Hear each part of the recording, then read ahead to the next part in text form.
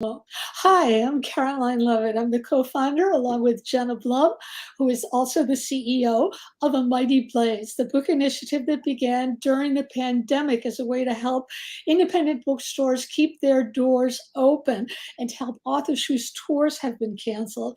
And we're still going strong now, going on 3 years. And we give readers an opportunity to meet and see their favorite and famous writers and ask them questions. And today is really, really special because we are going to be talking about one of my favorite books of the year and one of my favorite authors, Jill Bialosky. Jill Bialosky she's a poet.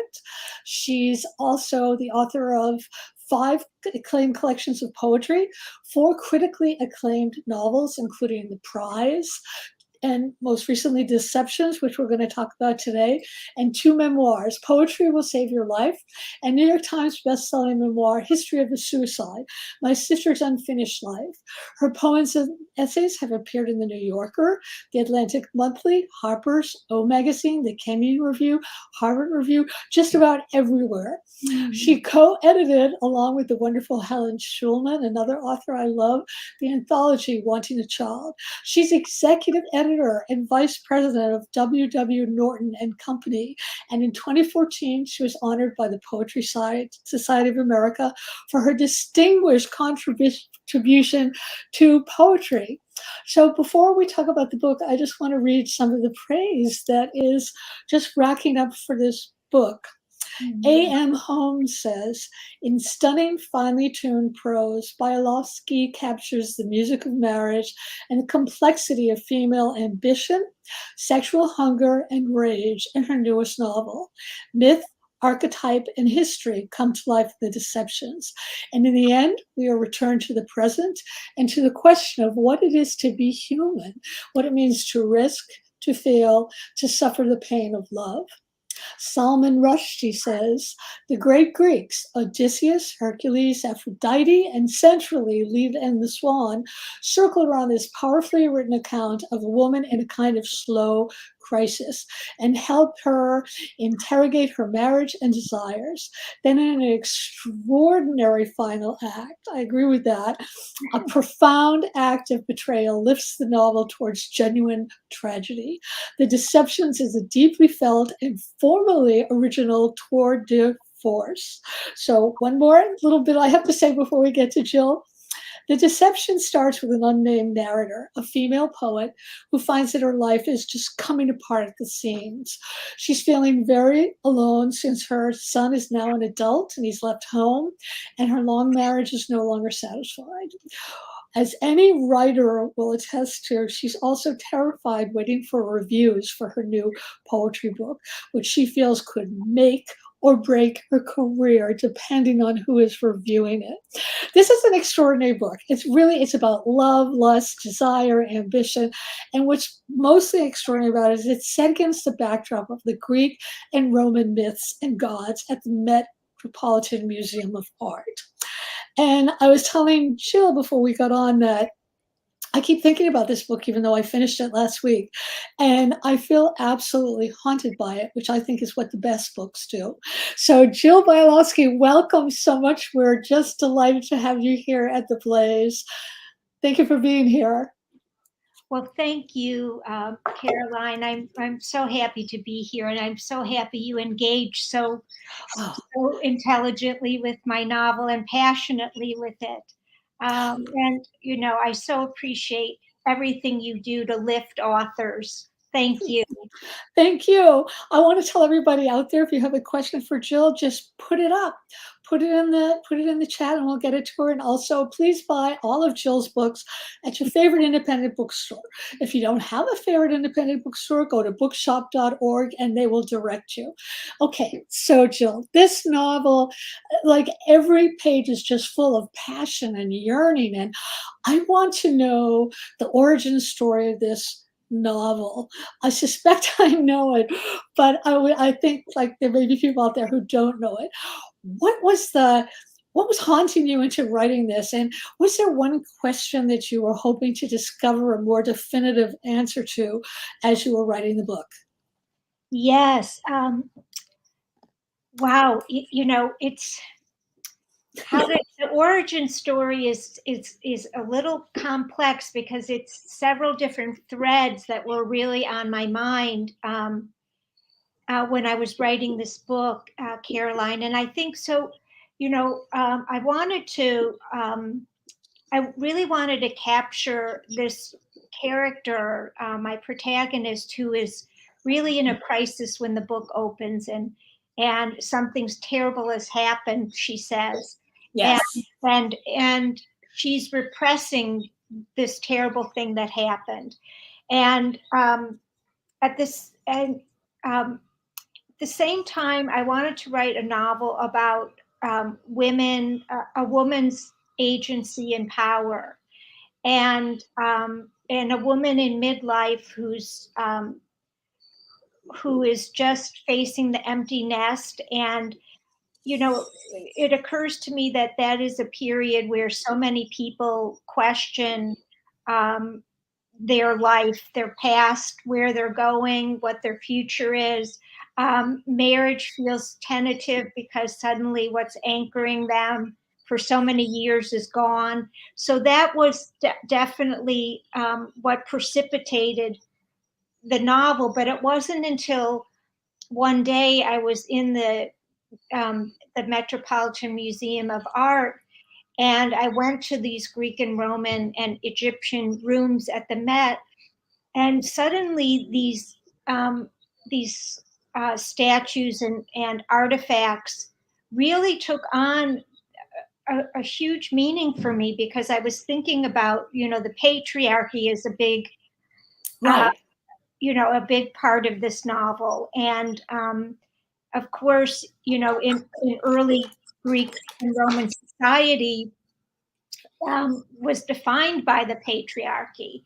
And so so I actually became obsessed with these these rooms, and I started taking photos of some of the like, as Rushdie said, Heracles and Athena and Aphrodite and Leda and the Swan, and they all of a sudden kind of came alive for me. And I wanted to see if I could incorporate somehow these early classical myths into this fever dream of a novel. And So that's kind of how it began. And then, as you know, the voice just took hold for me, and I just decided that I really wanted this to be a risky novel and to really challenge these questions of the patriarchy and women, and especially a working woman who's also a mother. And my protagonist narrator is also a teacher at an all boys prep school where Right. um, the institutional patriarchy is still in place. And so she's up against a lot, as you, yes. So that's It's a the story in many ways. fever dream is about right. It's just so haunting. And I want to talk about the statues because they bring up so many issues in the narrator's life. But before we do that, I want to point out that the narrator is unnamed, and we don't find out who she is until the end, when everything falls apart and comes together, or just stays fall apart. We don't know. But I thought that was such a brilliant thing to do. And I was wondering, did you always know that that was what you were going to do, or did that just sort of pop up for you, where you felt, you know what, I'm going to make this narrator unnamed because this will really work well for the novel and for the whole thing about how women are seen or not seen, Mhm. and what is more of a metaphor than to have an unnamed female narrator? Right. That's so perceptive. And I did want these. So nobody is really named. There's the husband, the son, Right. The and visiting poet. the poet, and I wanted them to sort of be archetypal stand-ins. And it wasn't until as the book evolved, and I was thinking about how I wanted to end the novel, I thought about that it was important to me that my narrator isn't a victim, even though Right. two terrible things happened to her in almost tandem. I didn't want her to be a victim, and so the narrator protagonist has a neighbor, and she's very close to her neighbor's daughter, who is becoming a writer, so to speak. And so I really wanted there to be another generation. So my protagonist, I imagine, is like in her late 40s, early 50s, and I wanted there to be another generation of women coming up and taking and hope, offering maybe some hope that this younger her name is Amelia. It's revealed that she will not have to suffer the same consequences as my protagonist in terms of how the patriarchy has really the institutional patriarchal pressures that she Right. would have to face that in the same way. So let's talk about Leda and the Swan, where Zeus changes himself not into a shower of gold, which he does. I forget with who he did that, but he changes himself into a swan in order to rape Leda. But the question the narrator wonders, is she really the victim of this, or does she get to satisfy her desires?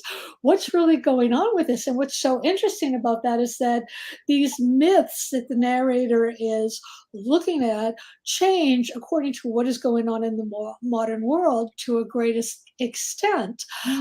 There's also a lot about gender. To me, it was so interesting that Zeus always he's the most powerful god at all, but he always has to change himself into something, sometimes even something baser like an animal, in order to have sex with a mortal.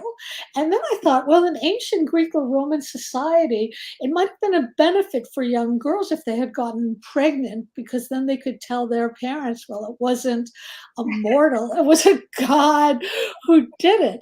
So, given that these myths pertain, so first of all, I wanted you to talk about why you chose and why your narrator chose Leda and the Swan. That's the first part of the question. Yeah, well, my narrator is so as you mentioned at the beginning of this conversation, she's just about to have a third book of poetry come out, and her book is called the book that's about to come out is called The Rape of the Swan, Right. which is in some ways influenced by Yeats's poem Leda and the Swan, which I use as Right. one of the epigraphs of the book. And because the Rape of the Swan is really about how swans mate for life, and so my narrator's book of poetry is about a violation that happens in The Rape of the Swan, where an abductor tries to get in between the mated couple, and so that just led me to Leda and the Swan, which is an amazing poem that can be read on many levels. And so from my narrator's point of view, she reads the poem very differently than the visiting poet who challenges her in many ways. And I wanted this idea of the poem, from her point of view, Leda gains knowledge, whereas the visiting poet has a different point of view about what happened in the poem. Right. Yeah. So, it kind of it is woven into the book because of what ends up, there is a violation that happens Right. to my character. I don't want to give too much away. No, don't. It's astonishing. It's totally astonishing. I want to talk about, art and ambition, male versus female a little bit. I don't know if it's this way so much now, but even just a few years ago, it used to be if a woman wrote about anything that reeked of domesticity, it was given the well, I think it's an odious title, women's fiction. Oh, right. Like there's no men's fiction, but there's women's fiction. I always used to say, well, if women write about their kitchens, it's women's fiction. But if someone like Jonathan Franzen does, then everybody says, oh, it's genius, it's genius. It seems to me that there are still much larger hurdles for women artists. And I know that one of the things you have spoken about is that women have to be prepared to really risk and, do what's really brave and to forget about these labels. Can you talk about that? And I know as at the top of a publishing company, you must see these trends coming and going. Do you think it's getting better for women artists, or do you think it's still sort of staying the same? I hope it's getting better, but I'm not sure that it is, to be honest. I mean, I think that women writers are getting reviewed more and are getting published more. Um, when I was coming of age as a writer and an editor, it certainly was not that way. Most of the review media I felt was male dominated, and certainly I began writing as a poet, and certainly in the poetry world, the male poets were the ones who were, considered the great poets. Right. And it was very difficult for women's voices to come forward, and especially poets that wrote about, as you said, domesticity. And that was one thing that really I wanted to bring forward in my novel. And, so just to think about that question, I think that, no, I don't think that women writers have fully had their due. I don't either. And I was going to add a postscript to that, especially in today's society where women are being silenced even more, like our rights are being taken away. It's sort of Absolutely. this very weird kind of world that we're living in. But I love that you still exhort everybody to write fiercely and bravely. And, maybe we can change things that way. You wrote about awards and recognition and the prize, another book of yours, which I Right, loved. right. One of the most wonderful things about being a writer sometimes is getting recognition. It's always the most terrible because it doesn't necessarily have to do with your talent. I mean, we can think of Van Gogh, who never he sold one painting that was to his brother's wife, I believe. Interestingly enough, it was his brother's wife who got Van Gogh the notice he deserved after his death. It wasn't the brother. But what does it mean to be a writer today where do we first write our books for ourselves and then contend with what others think? And what if, as your narrator is so worried that her book is going to get to this misogynist reviewer, how do we navigate around that? And how do we stop it from shifting our identities? So instead of thinking, I wrote a good book, I know it's good, other people have told me that it's good, and then a reviewer who's a misogynist might come along. I mean, how do you find the strength not to let your identity as a writer shift so much? Yeah, I think that's a very good question. And I think I think with the deceptions, I really was sort of poking at this. I guess I wanted the novel to create a conversation around these ideas, because of course we can never control who's going to review our books and who um, you know editors are going to assign reviews to. And it's always kind of a when you're a writer and you're working on your work, you're so into it. And by the time you finished it and feel good about it, and your editor loves it, your agent loves it, you're getting these great quotes. But, that doesn't really mean anything until those first reviews come out. And it's nauseating. Yeah, it's awful. It's absolutely awful. It's awful. And, so in my book, I think that I hope by the end of the book, the reader understands that she feels the power of her words. And I think that ultimately that's what it has to be, that we write and then we have to believe in what we've done, and we do believe in it. And, it really is a crapshoot in some ways about what's going to happen. There can be one really negative review that sets off a storm of other negative reviews. I've seen that happen. Oh my God. All the time, and then, on the other side of the coin, there can be, one absolutely fabulous review, and then everybody comes along and they're all fabulous. I mean, it's interesting. It's interesting. It's probably more interesting for people other than writers. Yeah. It's very nerve-wracking. I wanted there's a lot in the novel about the narrator's husband. He doesn't want her to have writer friends early in her marriage. And I think it's interesting because it's almost like he's afraid of the power of women when women get together. And also, don't you think that the writers' community is what saves many writers, that we really need that community, and especially women understand other women's needs? Yes, I do. I think the husband in the novel is not so much that he doesn't want to be present.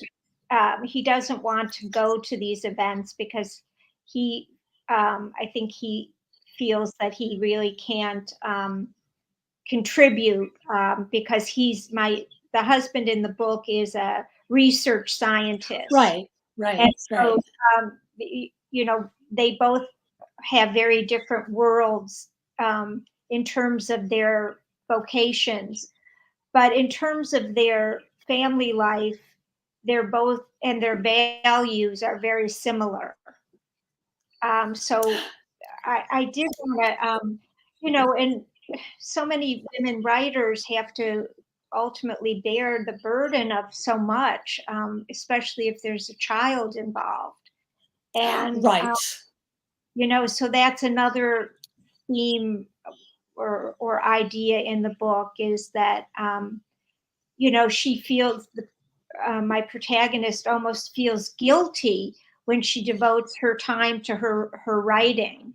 It's almost as if she's, doing something bad because she's not and even though I don't think that, somehow I feel that that's ingrained in many women writers and artists, even if it's not true, even if they're not being told, I think it is. I think it is. I was Great. actually told when I got pregnant with my son, I sure that I wanted to do this because it was going to change my creativity and my output. And I thought, are you kidding me? You know, and it didn't. It actually made things more creative because you learn how to fit your writing time in. The baby sleeps 2 hours, you write 2 hours. Baby wakes up, you play with the baby. Um, but we actually have another really interesting question from Ollie, a producer. He Okay. was interested um, in how Yeats was weaved into this feminist narrative, because Yeats was part of the Hermetic Society of the Golden Dawn, which are the Freemasons, which exclude all Oh, wait. At first he said it included all women, but then he said, no, no, no, no, women were not excluded. But it's still sort of an interesting question. Mhm. Why then was that Yeats? Was there another side to that Yeats poem beside that he wrote it about Leda and the Swan that made you want to use it? I think I think because, there's a scene in the novel where my protagonist is with the visiting poet, and they're by a lake, and they see these swans, and so she Right. brings up Leda and the Swan, and they have a discussion about it while this flirtation between the two of them is going on. And it just became the perfect poem because I'll just read. I mean, for those of you who don't, Oh, great. I just read it because it's not very long. So Leda and the Swan, a sudden blow, the great wings beating still above the staggering girl, her thighs caressed by the dark webs, her nape caught in his bill. He holds her helpless breast upon his breast. How can those terrified, vague fingers push the feathered glory from her loosening thighs? And how can body laid in that white rush but feel the strange heart beating where it lies? A shudder in the loins engenders there the broken wall, the burning roof and tower, and Agamemnon dead, being so caught up, so mastered by the brute blood of the air. Did she put on his knowledge with his power before the indifferent beak could let her drop? So, It's wonderful. so so the visiting poet sees this poem as Leda is enjoying the violation. Um, and my protagonist says to him, it doesn't sound like she's enjoying it. So it becomes um, almost also a premeditation for um, for what's to come. So Right. it was really fun to weave that in. And of course, I love that poem. And there's a whole political agenda to that poem as well. But I was more interested in the ideas of, violation. What is a rape? Who's responsible? If Right. there's a flirtation going on, does that mean that then there's entree? So again, I wanted the novel to poke at these questions. Can you talk about the amazing photographs that you have in the book? There's photograph after photograph of statues and paintings, and it's just wonderful. It creates this whole wider story world. Did you always know you were going to include the photos and that the impact they would have?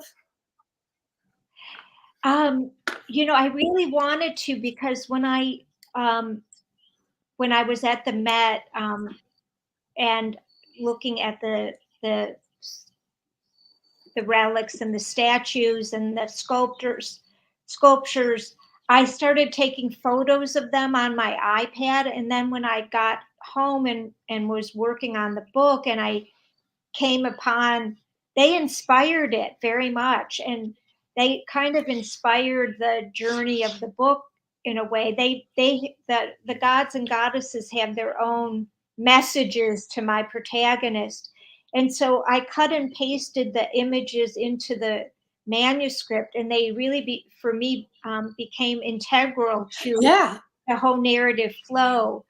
And so the discussion when I turned the book in was, at one point my editor said, I'm not sure we need them because you Oh, described yes, we do. yeah, Yes, we do.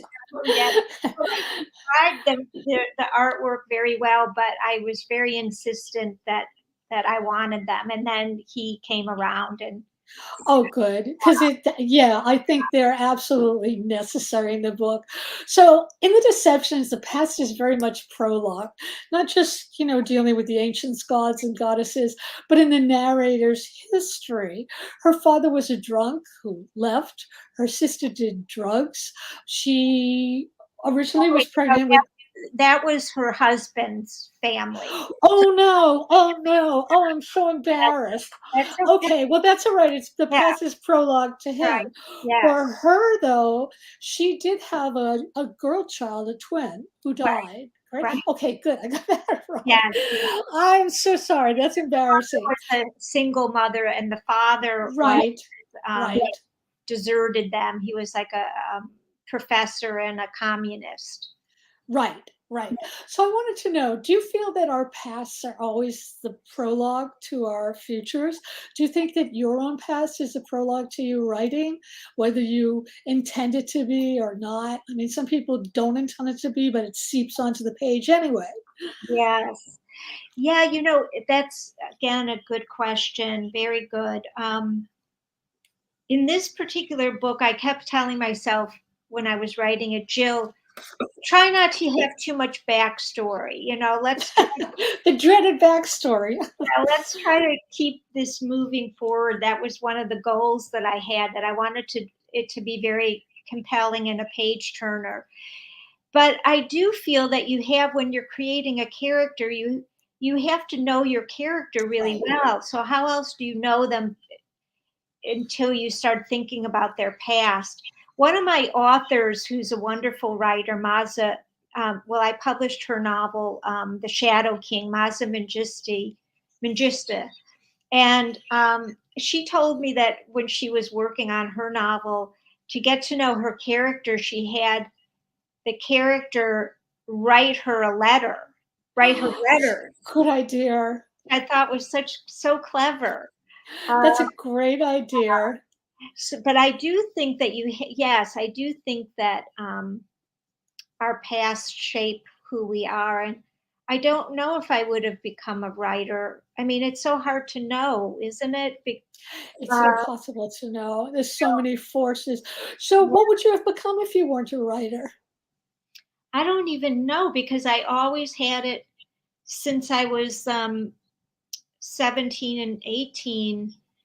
I was an English major in college, and then I fell into poetry there. And that was sort of the course that I took. And the not knowing, I guess, is sort of part of it, isn't it? Like at some points I thought, oh, this is crazy. And I almost went to law school Oh, just for financially, this is, right. uh, That's so funny. That's so funny. So let's talk about your writing process. How do you, is it difficult to manage, working at Norton and then being a poet and also being a novelist? Do you feel time is of the essence ever? it's, I feel in some ways that for me, we all have our strange rituals and in our writing practice. But for me, it's almost that the more that there has to be this sense of urgency, and I feel Right. like I've created a life where there's always something urgent. That so in other words, just practically, I get up early to work on my writing, and then I like to let go of it, and then I go into my work mode, and as an editor, and then weekends I can tunnel in on my writing, and I can squirrel away a week here for a vacation and go to a residency or a hotel. Um, so I don't. For me, it's almost like it's so a part of. I've always worked um, as well as I've always had a full time job. So I think that it's just the way that the chips fell for me or continue to fall for me. But I don't think that, I think that both being an editor and a writer are very complementary. I was going to just ask you about that, how being an editor impacts your own writing? Does your editorial voice that you have with other people attach to your own writing, or are you too deep inside your own writing to be able to, be an impartial editor? Yeah, I mean, as an editor, you're really serving the writer. You're serving the writer and you're serving the writer's project. And so it's really like a total going down the rabbit hole with the manuscript, and the intense focus. So it doesn't require the same brain at all as the writing brain. Because the writing brain requires, um,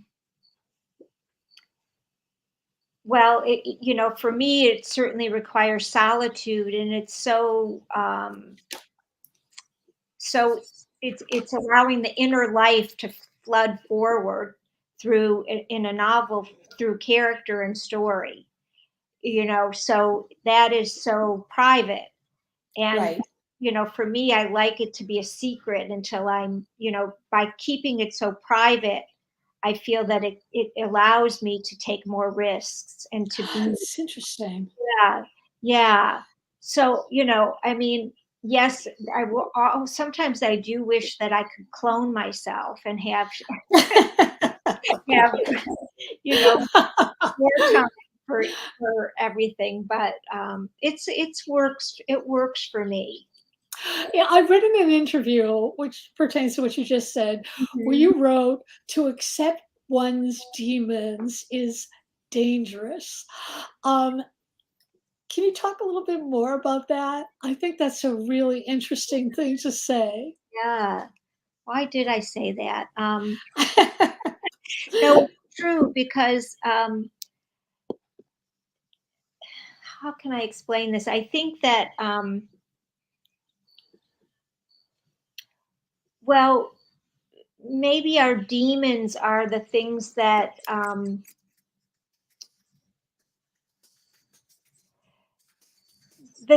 maybe what gets channeled sometimes in writing, whether it's fiction or poetry, is the things that we don't want to talk about in real life, or we don't have the words somehow. Mhm. And so we have to find a way using artfulness and craft to articulate those demons that keep us up at night, those questions in the deceptions. There's anger there, there's Right. confusion, there's love, there's desire, and they're all competing for within her. And I, I think that would be the demons in this particular work. I have another question for you about why, well, it has to do with why your heroine is just so magnificent. She's a midlife woman, and yet so much around her is of things that a lot of the male gaze would prefer wasn't there. Like, she is angry. She does have passion, and she very much has sexual desire. Um, and I love that that came out in the novel. Um, can you talk about the decision to do that? I mean, she and the visiting poet and what happened with them, and just her realizing that she was not satisfied with her marriage at a time where most people might think, well, it's a marriage, it's we're going to keep going on, and she wants more, and we love her for that. Right, right.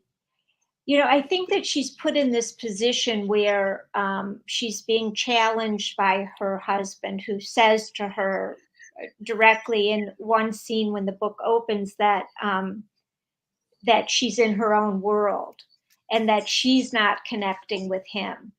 And she suddenly realizes that she hasn't been connecting with him sexually. And part of it is about what has happened to her with the thing that she's repressing. So, it in my mind, it isn't as though she's lost her desire for him. It's that she can't access it. Okay. And when the visiting poet comes into her life before the book opens. So that's a great name, by the way, the visiting poet. It's got all these layers. so in some ways, he comes to her institution for a year gig, and he somehow sees something in her that he wants. And she likes the friendship because they can talk about poetry together and books. And she is attracted to him, but she's also very cautious of him. Right. And she's cautious about her own, desires and whether she could actually trespass or not. So that's one of the fine lines that she's walking across.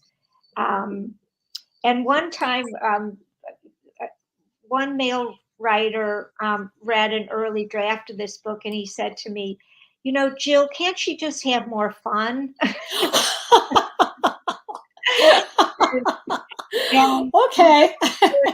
it turned out that actually she couldn't have. No, she couldn't have had more fun. But, She was caught in a whirlpool. She right. couldn't have. We have time for one more question. I think we have one more, right, Ollie? Oh, what are you reading now? And do you read differently when you are writing? Yes. What am I reading now? I'm actually just I just am finishing A.M. Holmes's novel, The Unfolding, because I'm doing an event with her. Oh, how wonderful. And I'm really enjoying it. I'm doing an event with her on Wednesday at the McNally Jackson in the Seaport. Oh, wonderful. And I do have many other books. I just bought the new Motion Hamid novel that I'm excited to read.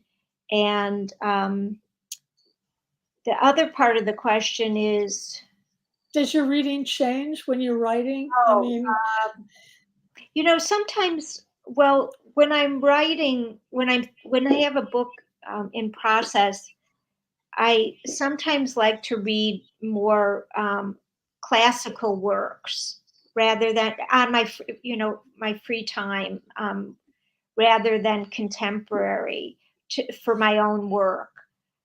For instance, when I was working on this novel, part I was also listening to some audiobooks of the novels of E.M. Forrester and Henry James and I love Henry James. and Virginia Woolf, and because I love how those writers they bring forward these inner lives and inner consciousness. So that's what I was reading when I was working on the Deceptions. And I read a lot of novels just to also see how they work, which is Right. really interesting. So I want to remind everybody again, bookshop.org will tell you many interesting indie bookstores. You can go to your favorite one to buy The Deceptions, which I just love. Oh yeah, look at that gorgeous cover. I couldn't find my copy. It's unbelievably beautiful. It's an unbelievably beautiful. So we didn't even talk about the deceptions and secrets in the book. But go and buy it, buy all of Jill's books. They're all wonderful. Thank you for being here. Thank you, Ollie Martin, for being such a genius host and producer. And most of all, thank you so much, Jill, for being here. This was just wonderful, just absolutely wonderful. Thank you, Caroline. Thank you for this conversation. I so enjoyed it. It lifts me. Oh, I'm so happy to hear that. So we'll see you all next time. Thanks a lot. Bye-bye.